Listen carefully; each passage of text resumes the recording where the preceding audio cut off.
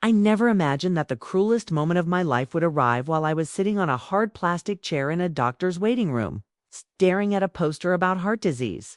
My phone rang, and when I saw my daughter's name, Aaliyah Brooks, I actually smiled. But the voice that came through wasn't the warm, laughing girl I raised. It was cold, sharp, strange. "Ma, we're leaving for Europe tomorrow," she said. "And I already sold your beach house and your truck. We needed the money. Sorry, bye." And just like that, she hung up. 45 years raising her, loving her, and she threw me away like I was nothing. I sat there stunned, hurt, but not broken, because there was something my daughter didn't know. And how all this happened. Let's start from the beginning. Before continuing, please subscribe and tell me where you're watching this story from, because what I'm about to tell you is still unbelievable. My name is Marsha Ellington. I'm 71 years old, and until that moment, I truly believed my daughter loved me. I had lost my husband, Jerome Ellington, just 6 months earlier. A sudden heart attack while we were eating breakfast at the same kitchen table we shared for decades. He poured my coffee, kissed my forehead, and said, "Morning, my love." Those were the last words he ever gave me. After he passed, Aaliyah became attentive, or so I thought. Visiting often, helping me shop, checking on my health, encouraging me to take better care of myself. I thought it was love, but now I see it clearly. It was preparation. The beach house she sold had been our sanctuary, the little place Jerome and I worked half our lives to buy. Every holiday, every birthday, every laughter-filled summer was held in its walls. And the old Ford pickup she sold, that was Jerome's pride. His hands lived in that engine. His scent lingered in the seats. Sitting in that waiting room, holding a phone that had just betrayed me, I expected to cry. But instead, something calm washed over me. Because 3 days before he died, Jerome had given me a manila envelope and said, "Put this in your dresser drawer, and only open it when you feel ready." I had forgotten it existed until now. The nurse called my name. The doctor told me I was healthy for my age, that I should rest, drink water, take vitamins. I nodded politely while my mind raced. I didn't care about my blood pressure at that moment. I cared about the envelope. Walking home without my truck, apparently sold, I watched strangers going about their lives, unaware my whole world had just cracked. When I got home, I didn't take off my shoes. I didn't sit down. I went straight to my bedroom, opened the dresser drawer, and there it was, the envelope Jerome left for me. I sat on the edge of the bed, the room dimming as the sun lowered. My hands trembled as I opened it. Inside were documents, thick, official papers, and a handwritten letter in Jerome's careful script. The first sentence stole my breath. "Marsha, if you're reading this, then I'm gone. And it's time you finally know the truth." What I read next would change everything I thought I knew about my husband, about my daughter, and about myself. Before I tell you what was inside, let me ask you, what would you do if your own child sold your home behind your back? Would you forgive them or teach them a lesson? Don't miss the next part. In the next section, I discover exactly what Jerome hid from me and why my daughter is about to regret underestimating me. I held Jerome's letter in my trembling hands. The paper soft from age, the ink slightly faded like his voice drifting back from the past. I took a deep breath and began reading, my heart pounding like I was opening a door I didn't know existed. "Marsha, my love, there are things I never told you. Not because I didn't trust you, but because I wanted to protect you." Protect me from what? As I pulled out the documents, my eyes widened. Property deeds, bank certificates, contracts, investment portfolios. Things I had never seen before. Things I never imagined belonged to us. For years. Jerome had worked as a city bus driver. Modest, quiet, kind. I thought we lived a simple life, because that was all we could afford. But what I was holding in my lap wasn't simple at all. It was wealth. Real wealth. We don't just have the beach house, Marsha. We have 6 other properties. And you are the sole owner now. I covered my mouth with both hands. 6. My breath caught as I flipped through the pages. A duplex in a growing neighborhood. 2 rental homes, a small motel on the coast, a condo downtown, and then the one that nearly made me drop the entire stack. The deed for the 18-story apartment building where Aaliyah lived. My daughter had been living in my building without knowing it, and she sold her own mother's belongings, thinking she was taking advantage of a poor old widow. I felt a strange mixture of sadness and power swirl in my chest. Jerome had protected me.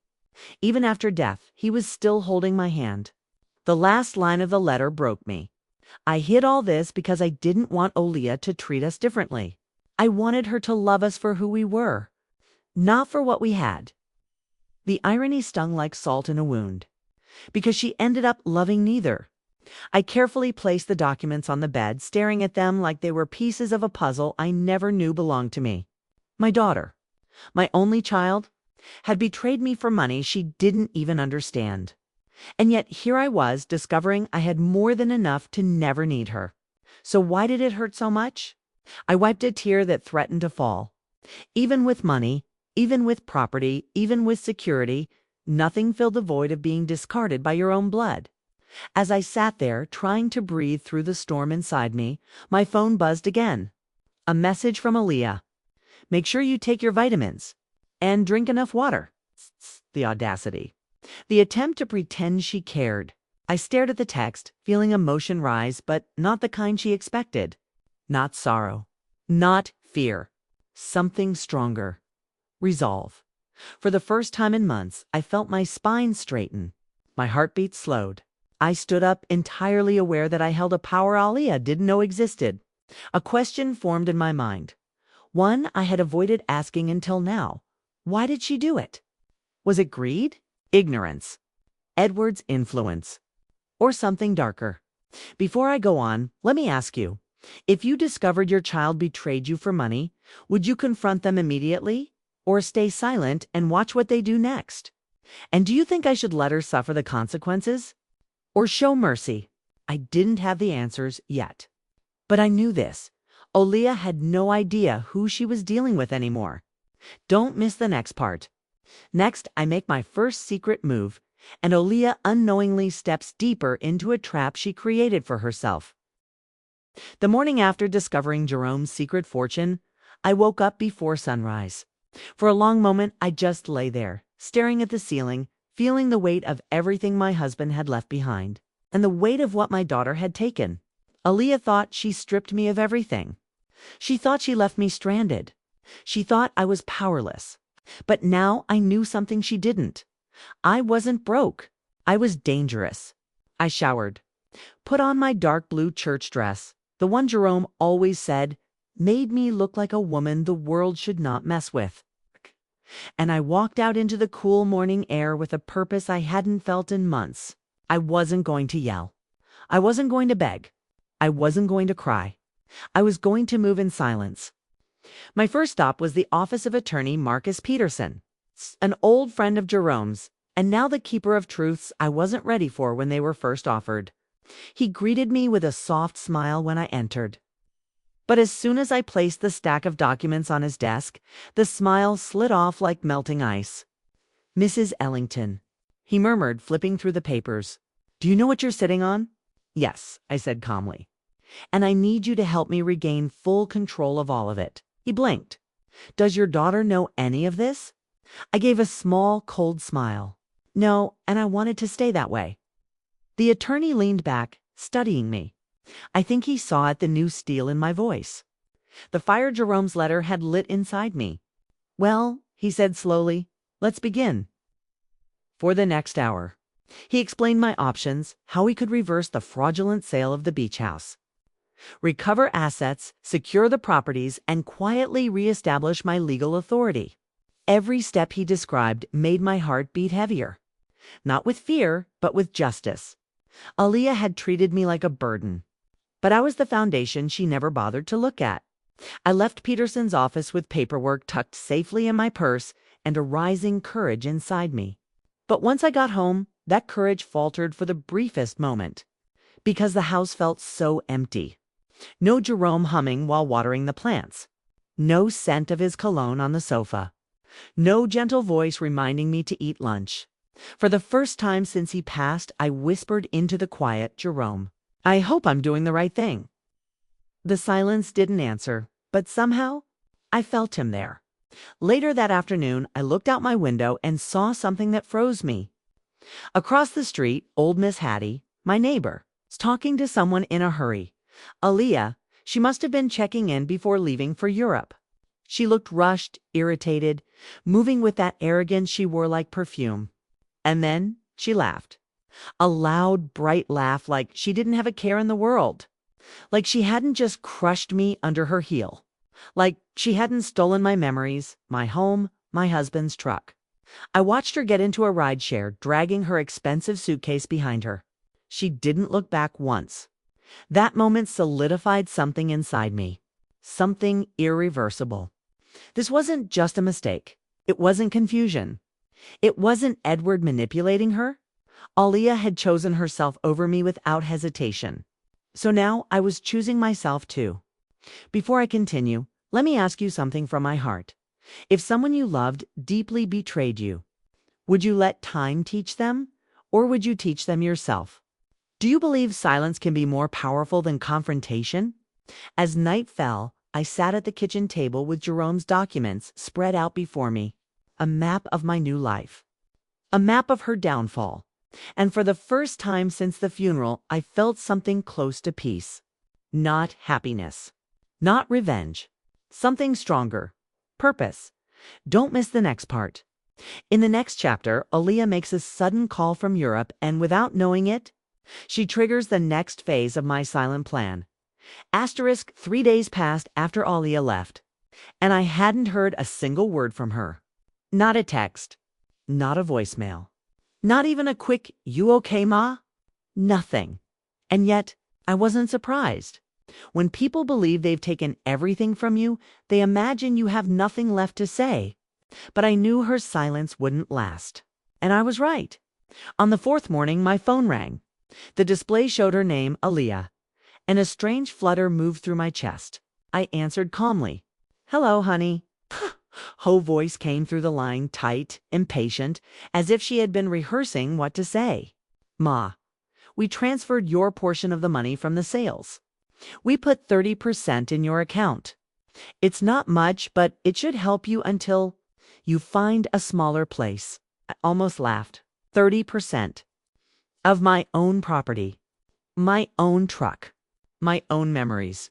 How generous, I whispered inside my mind. But out loud, I kept my voice steady. "See? And when are you heading to Europe?" "This afternoon. We'll be gone at least 6 months. Maybe more. Don't worry, Ma. When we get back, we'll help you settle somewhere. Appropriate. Somewhere appropriate." Like I was an old sofa that needed to be thrown out of the living room. She didn't even say goodbye before hanging up. When the call disconnected, I sat in my silent living room and let out a slow breath. I wasn't angry anymore, and that scared me a little. The absence of anger made room for something sharper and colder. Clarity. I checked my bank account later that day. The deposit was there, a tiny sum compared to what the properties were worth. They had sold everything at a bargain, desperate to get quick cash for their European adventure. But that wasn't the part that stung the most. It was the fact my own child believed 30 cents on the dollar was enough to keep me alive. Like I was some stray cat she tossed scraps at out of pity. That evening, I watched from my window as a cab pulled up in front of the apartment building. Aaliyah and her husband, Darius, stepped out with bright smiles and expensive luggage. Darius kissed her cheek. They looked like they were already living a dream. Neither of them looked toward my house. Neither waved. Neither said goodbye. The cab drove away, leaving a cloud of dust in its wake. I stood there for a long time, holding the curtain in my hand. And suddenly, my eyes drifted to the documents on my kitchen table. Deeds, bank records, ownership papers. Proof that Jerome had built something extraordinary for me. Proof that Aaliyah had no idea who her mother really was. A question whispered up from inside me. Was this the moment I let go of her? Or the moment I stepped into who I was meant to be? The answer formed itself slowly, like a sunrise. I wasn't going to let go, and I wasn't going to chase her. I was going to rise. That night, as I fixed myself a cup of tea, the steam curling up in front of me, I thought of Jerome, his steady smile, the warmth of his hands, his quiet wisdom. He had always told me, still waters run deep, Marsha. The quiet ones are the ones you should be careful with. Aaliyah believed she'd silenced me. Instead, she had awakened the quietest part of me and the strongest. Before I move on, let me ask you, if your child treated you this way, would you ever trust them again? And do you think wealth changes people, or only reveals who they were all along? Don't miss the next part. In the next chapter, I meet with attorney Peterson and discover that undoing Aaliyah's betrayal is easier than I imagined, and far more satisfying. The morning sun was barely up when I stepped into attorney Peterson's office again. The quiet hum of the air conditioner and the soft ticking of the wall clock felt strangely comforting. Like I had entered a space where logic lived, where betrayal could be dissected and corrected piece by piece. Marcus looked up from his desk, eyebrows raised. "Mrs. Ellington, you're early." "I didn't sleep much," I admitted. "I'm ready to begin." He motioned for me to sit, then spread out a stack of folders. "I reviewed everything last night. Your daughter and her husband sold both the beach house and your husband's truck through quick sale agreements. But because your signature wasn't notarized, and because the properties and the truck were exclusively under your legal ownership," he paused and gave a small, knowing smile, "we can reverse everything." I felt a slow warmth creeping into my chest. Relief? Power? Justice? Maybe all three. Marcus continued, "We'll file for fraudulent transfer. Notify the buyers and place a temporary freeze on all the associated funds. Legally, this is straightforward. Emotionally." He looked at me gently. "Are you sure you're ready for the consequences?" Consequences. My own daughter had already given me the consequence. Now it was her turn. "Yes," I said. "She made her choices. These are mine." Marcus nodded. "Then let's proceed." For the next 2 hours, papers were signed, statements were drafted, and legal wheels began turning. Every pen stroke felt like stitching back a part of my dignity that Aaliyah tried to tear away. When we finished, Marcus leaned back. "One more thing. You also have full control over the apartment building where she lives. You can choose to continue her lease, alter it, or terminate it." I inhaled sharply. Terminate. I hadn't even thought about that. The building was mine. Every floor. Every tenant. Every drop of rent money. And my daughter had no idea. For a moment, the mother in me hesitated. I remembered the day I carried Aaliyah home from the hospital, wrapped in a soft pink blanket. Small as a loaf of bread, her little fingers curling around mine. But then I remembered her voice. Cold, sharp, almost bored. As she told me she had sold my home. Some cuts run deeper when they come from the hands you taught to hold a pencil. I closed my eyes and whispered to myself, "Jerome, I hope you're watching." Marcus handed me a final sheet. "This is an authorization form. If you want to make changes to her lease, sign here. If not, just leave it blank." I stared at the paper for a long moment. Aaliyah had left without looking back. She didn't check on me.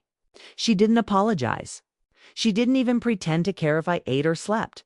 She had become a stranger wearing my daughter's face. I picked up the pen. My hand didn't shake this time. Signed. When I walked out of Marcus's office, the air felt different, lighter, sharper, cleaner. I stood outside for a moment, letting the breeze brush across my face. I wasn't just correcting Aaliyah's wrongdoing. I was reclaiming myself. On the ride home, memories of Jerome drifted through my mind, his laughter, steady kindness, his habit of leaving small love notes in my purse. I wondered if he foresaw all this, if he knew that revealing the truth too early might break us apart. But now, instead of breaking, I was rebuilding. And strangely, I felt grateful for the strength rising inside me. Before I go on, let me ask you, if you were in my place, would you have signed that form to end her lease?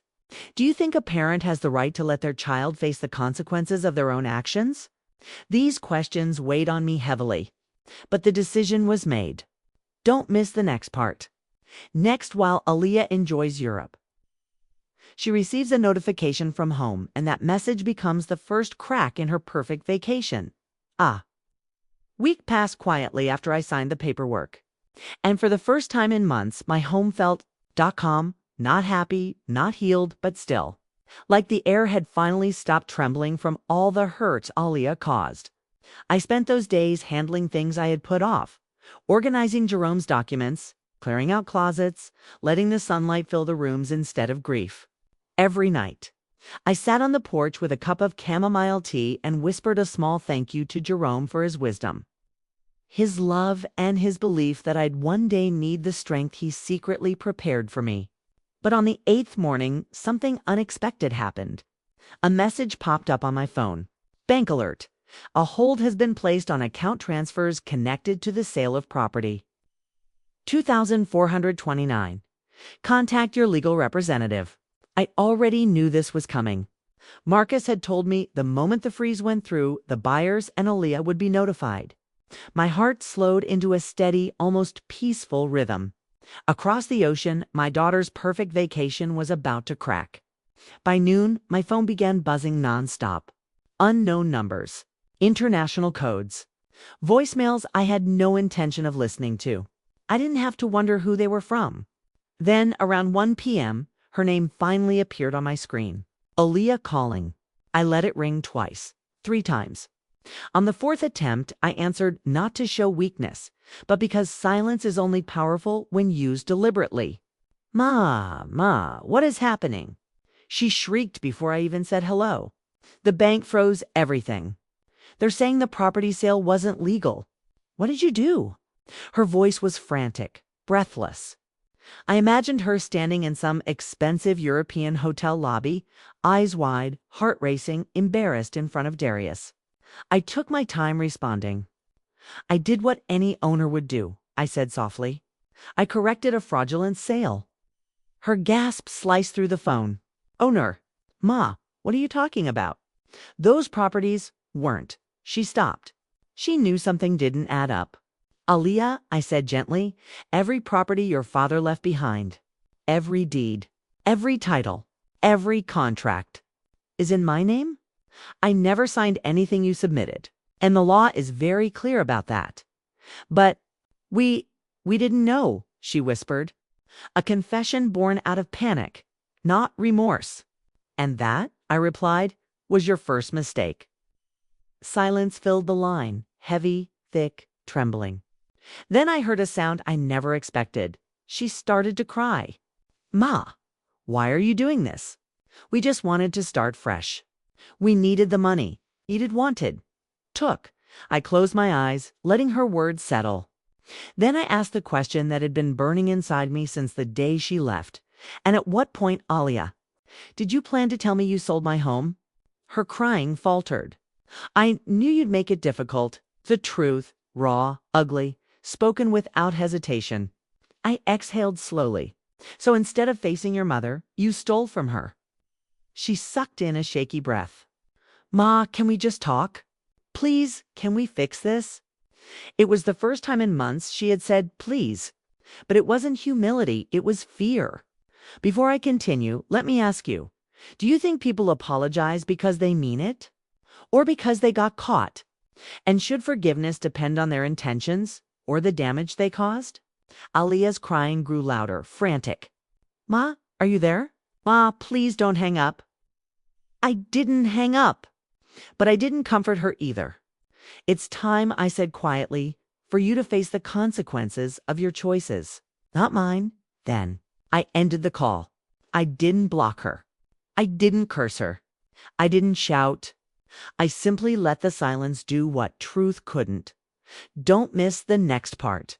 Next, Aaliyah will discover something she never expected, that the apartment she lives in, the one she always bragged about, is also mine, and her lease, already terminated. After ending the call with Aaliyah, the house went quiet again, the kind of quiet that feels thick, like a blanket pressed against your chest. But this time it didn't feel suffocating. It felt firm, steady. like I had finally stepped onto solid ground after months of sinking. I walked into the kitchen, poured myself a glass of water, and sat at the table. My hands didn't shake. My breath didn't tremble. I had expected that conversation to break something inside me, but instead strengthened a truth I had been avoiding for too long. A child can outgrow your lap, but they should never outgrow your heart. Aaliyah had abandoned both that afternoon. Marcus called with an update. "Mrs. Ellington," he began, "the freeze is fully processed. The buyers have been notified and—" He paused for a moment. "Your daughter received the lease termination notice this morning." I inhaled, slow and deep. "Did she open it?" "Oh, she opened it," he said with a dry chuckle. "Her property manager called us 3 times, asking if it was a mistake." A small smile tugged at my lips. Aaliyah had spent years bragging about living in one of the most prestigious buildings in the city. The one with marble floors, a rooftop lounge, a concierge who knew every tenant's name. She never knew that the owner behind the scenes, the name on the papers, the woman who maintained every brick, was her own mother. I had let her live there rent-free for nearly a year. Gift? A mother's quiet way of supporting her daughter's new marriage, and she repaid it by selling my home behind my back. "Marcus," I said softly, "send me a copy of everything. I want it in my records, of course." After we hung up, I walked to the living room and stood at the window. The same window I had watched her leave from. The same window I had cried at, wondering what I had done wrong. But today, I didn't cry. Not one tear. Instead, I watched the sun spill across the street, turning the pavement gold. I let the warmth touch my face. And for the first time, I realized what this moment truly was. Not revenge. Not punishment. Not spite. Clarity. I needed her to face herself. And that could never happen as long as I protected her from the consequences of her own choices. That evening, as the sky dimmed, another message arrived from her. A long, frantic paragraph full of anger, confusion, and desperation. She demanded answers. She accused me of hurting her. She blamed the bank, the lawyer, the universe, everyone but herself. I read the entire message slowly, then placed my phone face down and walked away. No response. Not yet. I made dinner for myself, baked chicken and vegetables, and ate in silence. Strange how peace tastes different when you've earned it rather than wished for it before bed.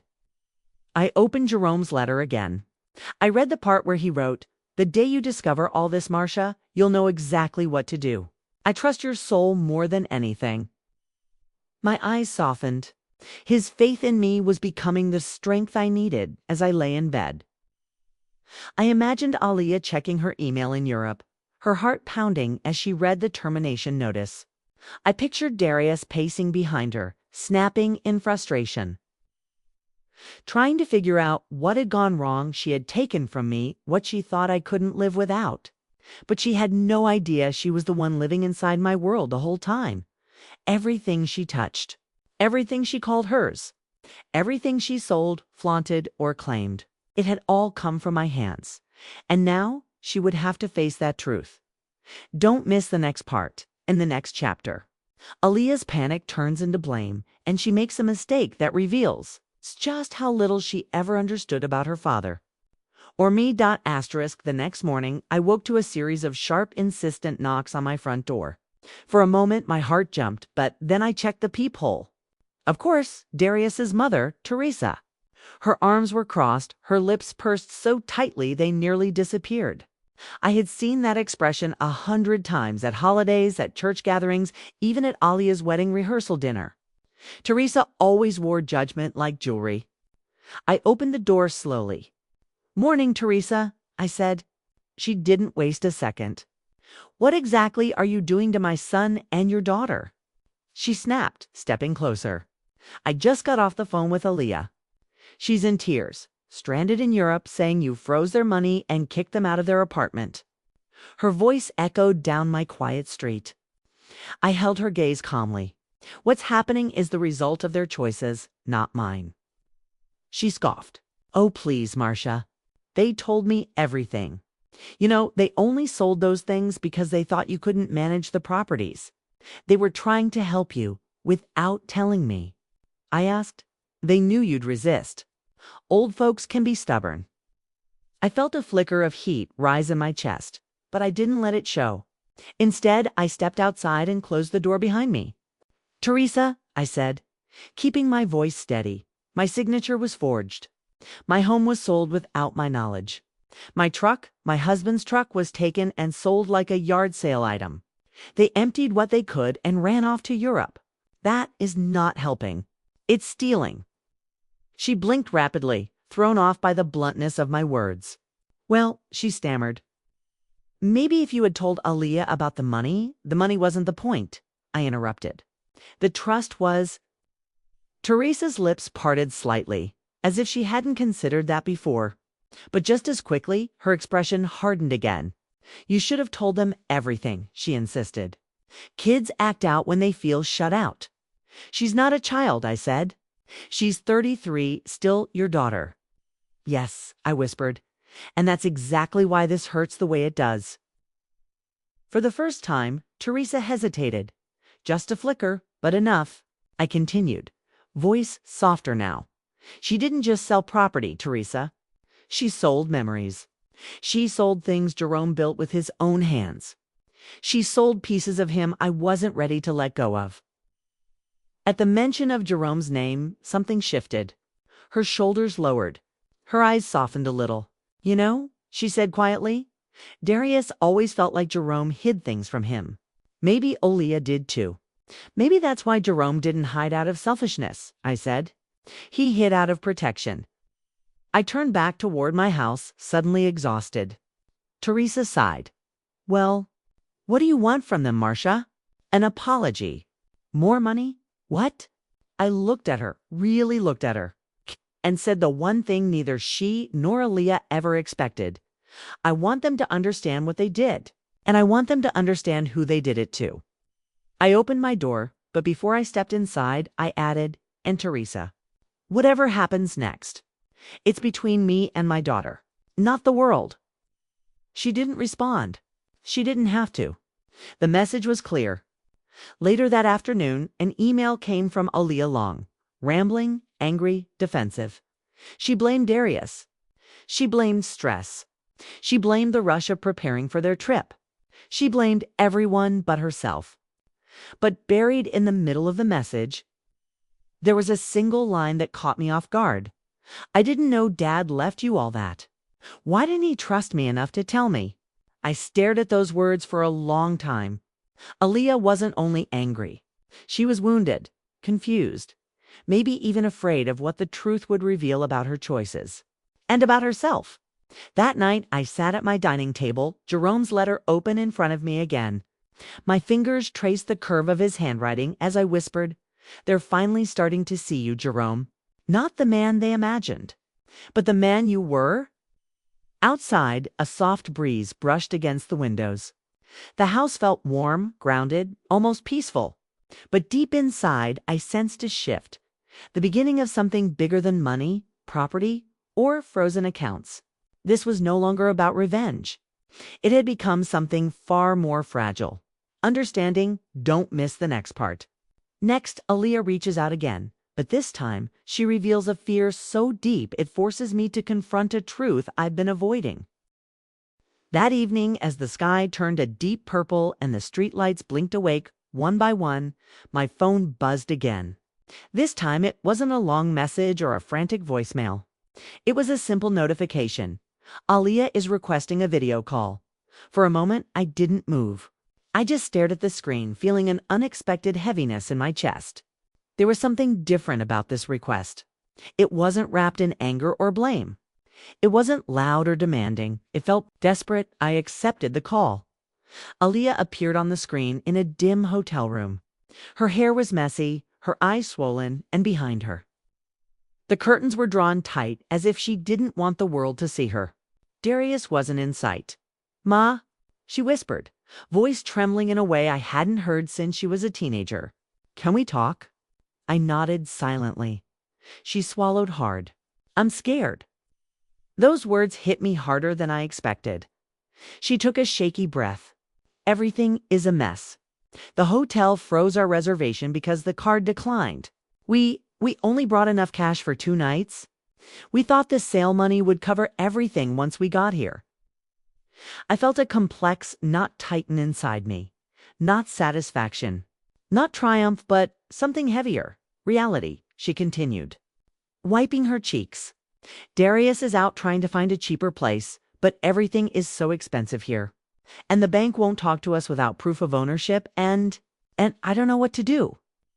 Her voice cracked on the last words. For the first time since all this happened. Aaliyah didn't look like the woman who took from me. She looked like the girl who used to crawl into my bed during thunderstorms, clutching her little stuffed bear and whispering, "Don't let the thunder get me." Mama, but she wasn't that girl anymore. "Ma," she whispered, "I messed up. I know I did. But I'm scared we won't have anywhere to stay tonight. We can't get a flight back because the tickets were non-refundable, and Darius is blaming me for everything." I watched her wipe her nose on her sleeve, shoulders shaking. She wasn't performing this time. There was no pride left, no excuses left. Just fear. And here's the truth I wasn't ready for. Seeing my daughter afraid hurt me, even after everything she had done. The mother in me still felt that instinctual pull, that need to protect what came from my own body. But love isn't blind. Love doesn't ignore consequences. Love doesn't heal what someone refuses to face. "What do you want from me, Aaliyah?" I asked softly. She looked straight into the camera, eyes glistening. "I don't know. I needed to hear your voice." For a moment, neither of us spoke. The silence wasn't heavy this time. It was fragile, like a thin line stretched between us, holding together by a single thread in that quiet. I saw the truth beneath everything she had done. She wasn't just greedy. She wasn't just careless. She was lost. Lost in her marriage. Lost in her choices. Lost in the belief that she had to survive without leaning on me. Her voice broke the silence again. "Ma, why didn't Dad tell me about the properties? About the money? Didn't he trust me?" A soft ache formed in my chest. Not anger this time. Grief. "He trusted you," I said gently. "He just didn't want wealth to change your heart." She stared at me, frozen. A truth she had never considered. A truth that hurt because it was real. Outside her window, I heard traffic, foreign, distant, echoing the chaos of her situation. Inside my house, everything was still. Her voice wavered. "Ma, what do I do now?" For the first time in weeks, I didn't know the answer. But I knew this. We had reached a turning point. Her fear wasn't the end of the story. It was the beginning of understanding, the beginning of consequences finally meeting reflection, and in that moment, I realized something I hadn't allowed myself to admit since this began. My daughter wasn't my enemy, but she wasn't my child anymore either. Not until she earned that place back. Don't miss the next part. Next. Darius returns to the hotel room. And what he says will force me to make a decision that changes everything for all 3 of us. Asterisk when the video call ended. I sat in my quiet living room for a long moment, staring at the reflection of my own face in the darkened screen. I could still see the fear in Aaliyah's eyes, the way her voice trembled as she whispered she didn't know what to do. That look had stayed with me all evening, lingering like a bruise on my heart. Take a second to like and subscribe, press the bell icon to stay with me for more stories like this one. I didn't have long to think before my phone buzzed again. A new video call request. This time, the name wasn't hers. Darius calling. My jaw tightened. I almost rejected it, but something in me said I needed to hear what kind of man he chose to be when things fell apart. So I answered. The screen lit up with a cramped hotel room, and Darius appeared pacing back and forth like a cornered animal. His face was flushed, his breathing harsh. "Mrs. Ellington," he said sharply, not bothering with pleasantries. "We need to talk." "Where's Aaliyah?" I asked quietly. "In the bathroom," he snapped. "Crying again, and this time because of you." His tone tightened something in my chest. I straightened to my back. "What do you want, Darius?" "For you to fix this," he said. stepping closer to the camera. Whatever you did with the bank, undo it. Immediately, I have business investments riding on that money. There it was. The truth Jerome must have always sensed in him. Self-serving, impatient, entitled. And why? I asked slowly. Should I interfere on your behalf? He scoffed. Because Aaliyah is your daughter. And because without that money, we can't survive this trip. We can't pay our rent back home and we'll be humiliated when we return. Humiliated. Not safe, not stable, not secure. Just humiliated. That's not my responsibility, I said. He leaned in until his face filled the screen, eyes burning. Then what? You want your daughter homeless? Broke? You want to destroy her life because of one mistake. One mistake, I repeated softly. His expression flickered just for a moment, but arrogance swallowed it again. You're overreacting, he insisted. The house was old. The truck was breaking down. We did you a favor you didn't tell me about. We were trying to protect you, he barked. I felt a cold steadiness wash over me. You weren't protecting me. You were using me.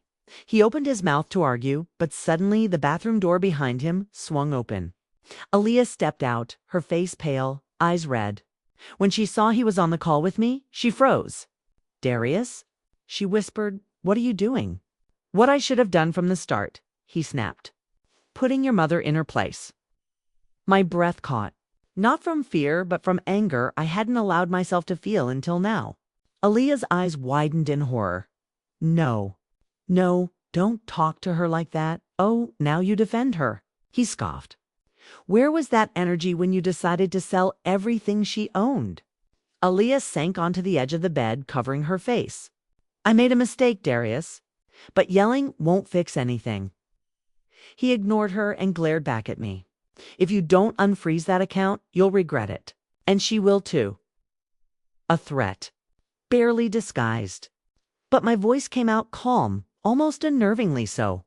Darius, listen carefully. You will not speak to me that way again, and I will not be intimidated by a man who built his pride on my property. He blinked, taken aback. My husband left everything to me because he trusted me. I continued. Not you, not your intentions, and certainly not your temper. Aaliyah looked up then, her eyes glassy with shame. Darius stepped back, muscles tensing. This conversation is over, I said, and hung up without another word. When the screen went dark, my heart was pounding, not from fear but from clarity. Aaliyah wasn't safe with him. Not emotionally. Not financially. Not spiritually. And for the first time, I realized the truth I had been avoiding. This wasn't just about the money. It wasn't even just about betrayal. It was about saving my daughter from a man who was slowly draining her of judgment, of stability, of the values I raised her with. The consequences of her choices had led her to this moment. But the consequences of my silence would decide what happened next. Don't miss the next part.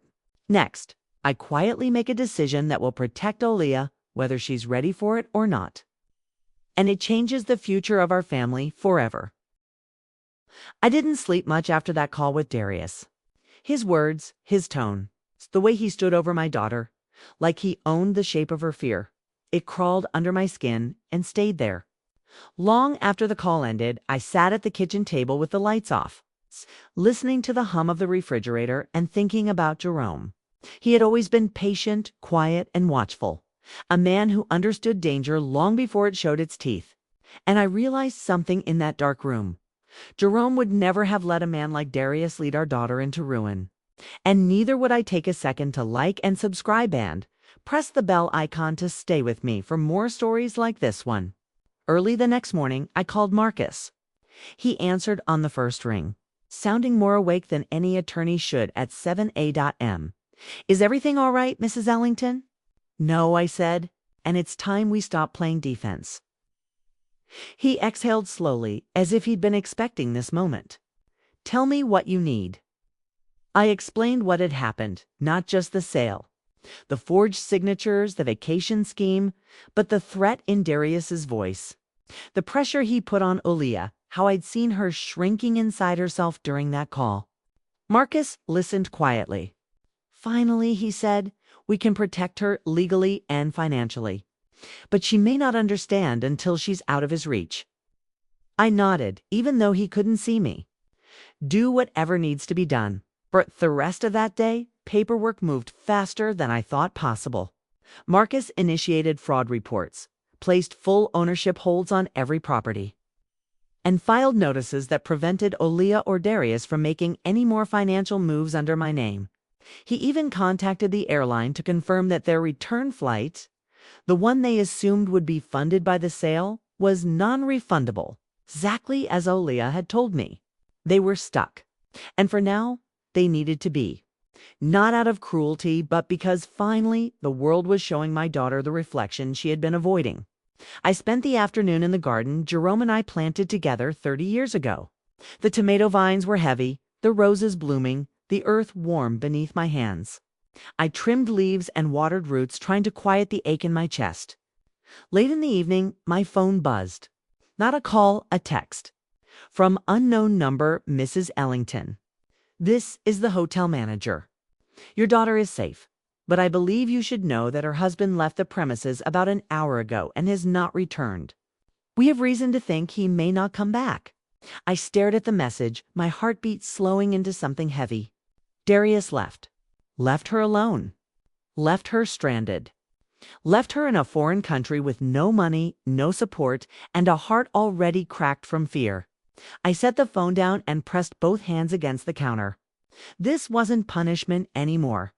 It wasn't about consequences or property or betrayal. This had become survival. As I paced the living room, something sharp and maternal rose inside me. Not the softness of comfort, but the fierce instinct of protection.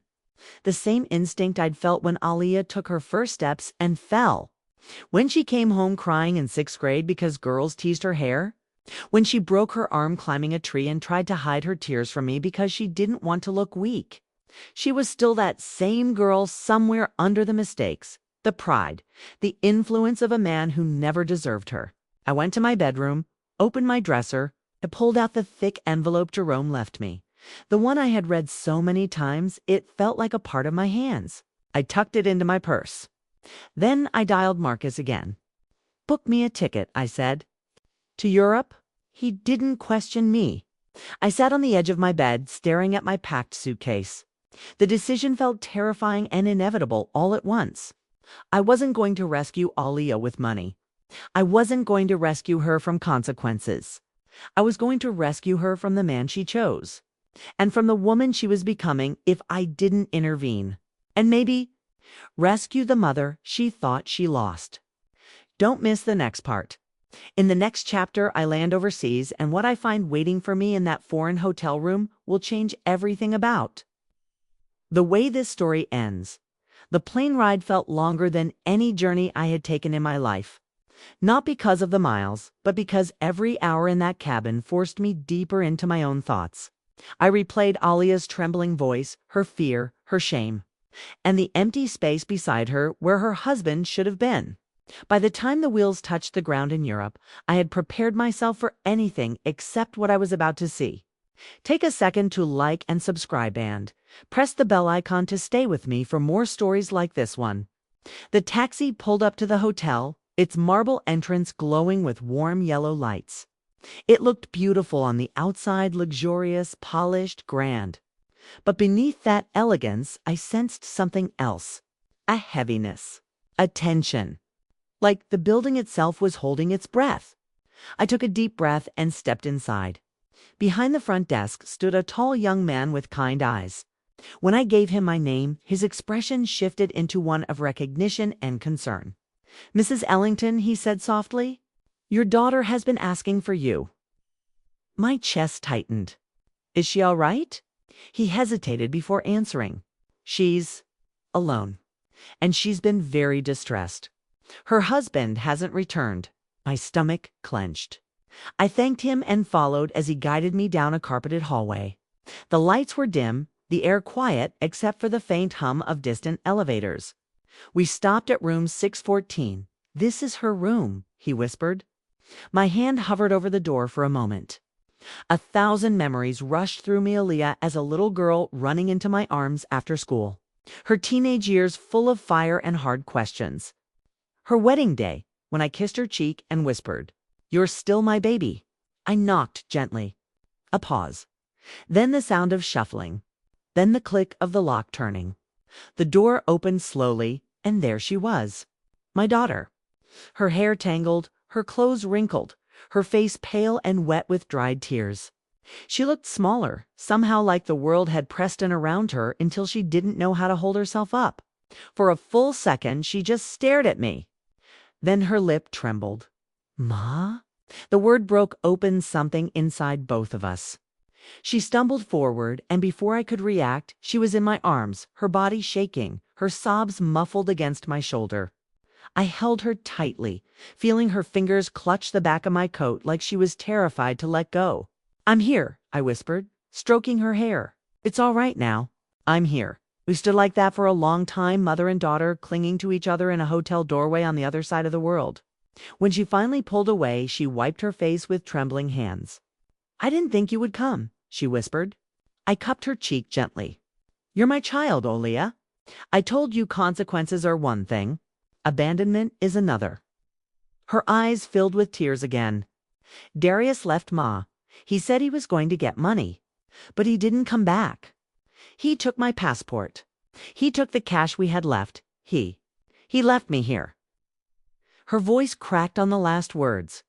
I felt anger rise deep, protective, fierce, but this time it wasn't directed at her. It was directed at the man who had walked away from her when she needed him most. The man who had encouraged her worst choices, fed her pride, and then vanished when the consequences arrived. I guided her to the edge of the bed and sat beside her. She leaned against me, breathing unevenly. Ma." "I didn't know how bad it was," she whispered. "I didn't know who he really was. I didn't know what I was becoming." I rested my hand over hers. "Now you do." She closed her eyes, and for the first time since all this began, I saw the real Aaliyah again, not the woman chasing status and luxury. Not the girl influenced by a selfish husband, but my daughter, my child, lost, hurting, and finally ready to see herself clearly. "Ma," she whispered, voice trembling, "I want to come home." I squeezed her hand gently. "I know, and we will go home. But when we do, things will be different." She nodded slowly, accepting that without argument. And for the first time, I felt hope. Not hope that things would go back to the way they were, but hope that maybe, just maybe, we could build something honest from the pieces. Together, don't miss the next part. Next, Darius resurfaces in what he tries to do, forces me to confront him face to face, once and for all. The next morning brought a pale, muted light through the hotel curtains. Aaliyah was still asleep, curled on her side like she used to when she was little and afraid of the dark. Her breathing was steady but fragile, like every inhale was stitched together with leftover fear. I slipped quietly out of bed and stood by the window, watching the slow rise of the city outside. Cars moving, people rushing to work, life continuing effortlessly while ours had stopped, cracked open, waiting for repair. A soft knock interrupted my thoughts. I frowned. Too early for housekeeping. Too soft to be a staff member. Too hesitant to be someone with good intentions. I opened the door only a crack. And there he was, Darius. He looked nothing like the man who barked orders and hurled blame through a phone screen. His clothes were wrinkled, his eyes bloodshot, his jaw tight but trembling. A duffel bag hung off one shoulder and zippered and half empty, like he had left in a hurry. "Mrs. Ellington," he muttered, avoiding my eyes. "I want to talk." I didn't open the door wider. "You left my daughter alone in a foreign country. What could you possibly have to say?" He flinched, stared at the floor, then exhaled shakily. "I didn't mean to leave her. I panicked." "Panicked," I repeated. "And so you stole her passport and cash." He swallowed hard. I thought if I could get money somehow, I cut in by disappearing." His shoulders slumped. I made a mistake.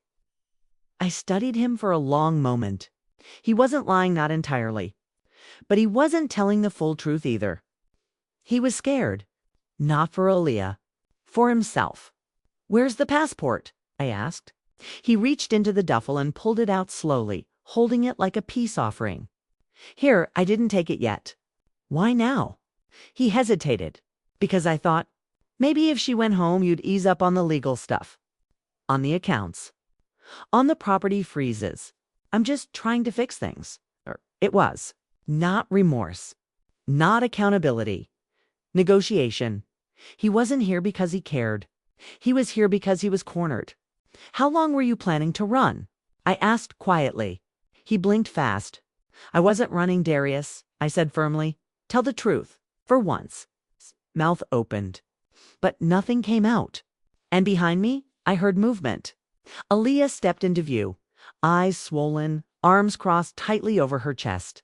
She looked at him like she was seeing a stranger for the first time.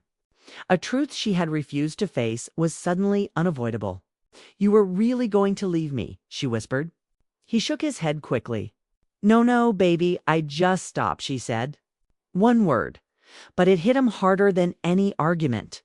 She stepped beside me, standing straighter than she had in days. "Give me my passport." He handed it to her with shaking fingers. She held it against her chest like it was the last piece of herself she still recognized. "You abandoned me," she said softly. "You let me cry alone while you ran off with our money. You never came back to check on me." "I was coming back," he insisted. "I swear I just needed time." "No," she said. "You needed a mother to clean up your mess.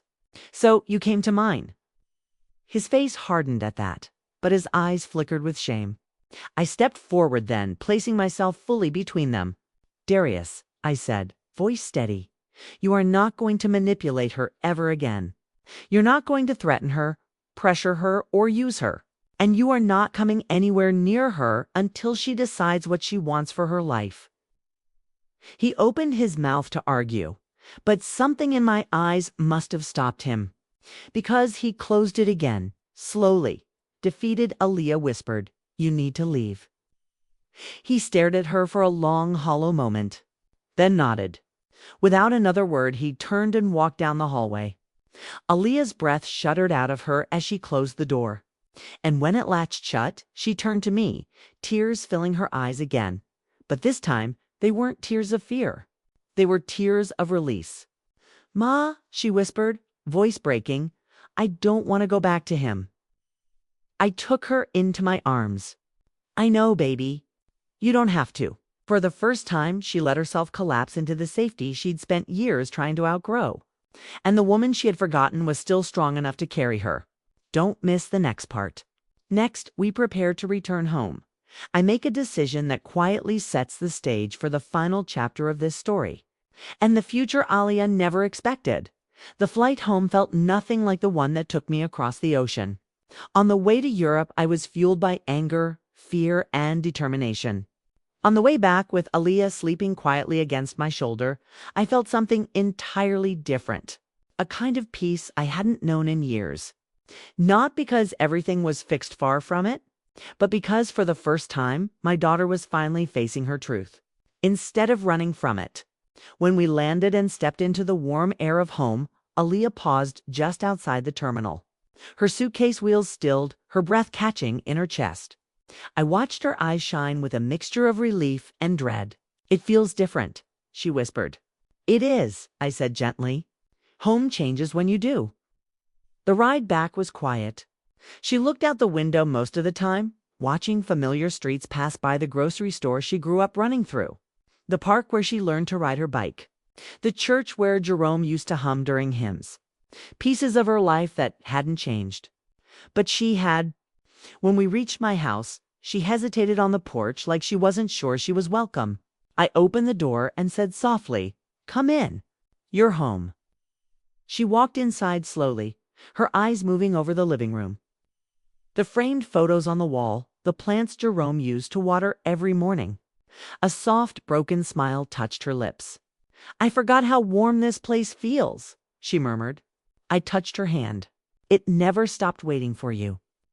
For the next 2 days, she rested at real meals, slept without fear, showered long enough to wash away the weight of everything she had carried. She barely touched her phone. Didn't ask about the money.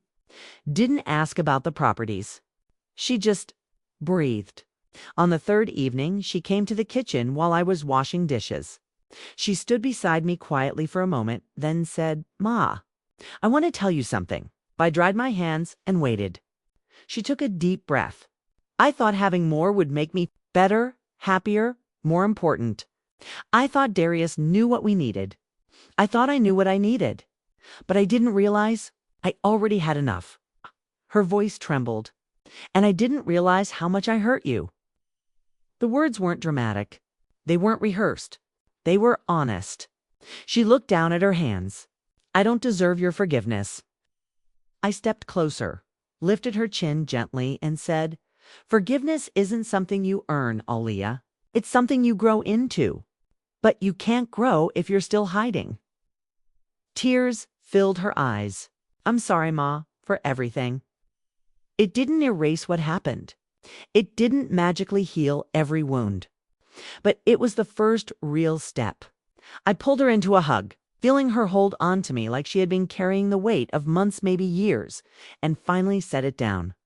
Later that night, after she went to bed, I sat alone in the living room with Jerome's envelope in my lap. I opened it one last time and read the final lines he wrote. "If she falls, let her fall. Only then will she understand how to stand again. And when she returns to you, don't give her your wealth, give her your wisdom." I closed my eyes and whispered, "I'm trying, Jerome. I'm trying." Over the next week, Aaliyah and I began rebuilding not the life we once had, but the one we were finally ready for. She told me she planned to file for separation. She wanted therapy. She wanted to start fresh, not from comfort or entitlement, but from truth.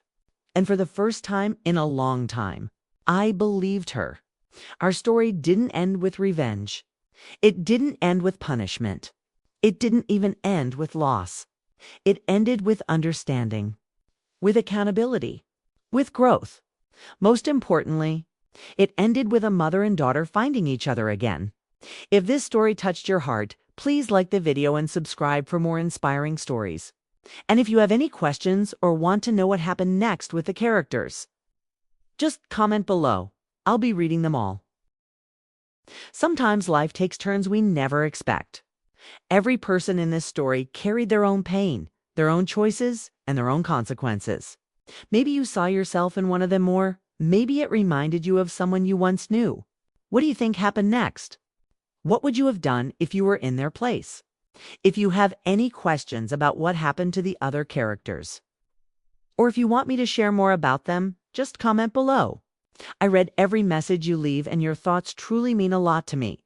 And if this story touched your heart, inspired you, or even made you think differently, please take a second to like this video and subscribe to the channel. It helps me keep sharing stories that move people, open minds, and remind us we're all human. At the end of the day, your support keeps these stories alive. Thank you for watching, for feeling, and for being part of this journey. More powerful stories are coming soon. Stay tuned and stay kind.